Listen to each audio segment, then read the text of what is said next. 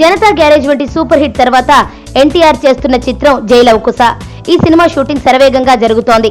బాబీ దర్శకత్వంలో రూపొందుతున్న ఈ సినిమా షూటింగ్ కి ఎన్టీఆర్ ఈ నెల 15 నుంచి పాల్గొనున్నారు. ఈ సినిమాని ఎలా అయినా దసరా సీజన్ లో విడుదల చేయాలని ప్లాన్ చేస్తున్నాడు కళ్యాణ్ రామ్.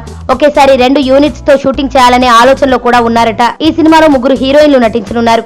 ఇప్పటికే ఎన్టీఆర్ సరసన రాశి ఖన్నా, నివేదా థామస్ ఫైనల్ అయ్యారు. ఇప్పుడు 3వ హీరోయిన్ వివరాలు తెలిసాయి.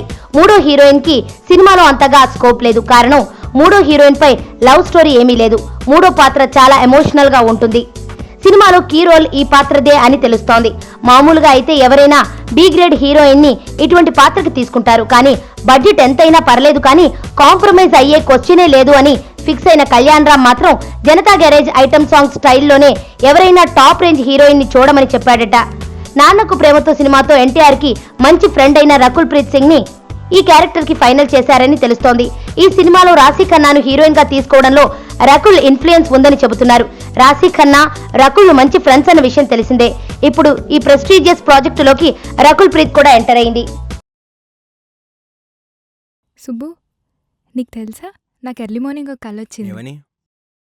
నువ్వు నన్ను జ్యువెలరీ షాప్కి తీసుకెళ్ళి వడ్డానం కొనిచ్చావంట.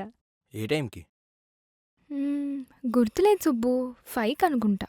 అదే మరి 5కి మీ బాబొచ్చి బిల్లు కట్టినట్టు నాకు కాల్ వచ్చింది.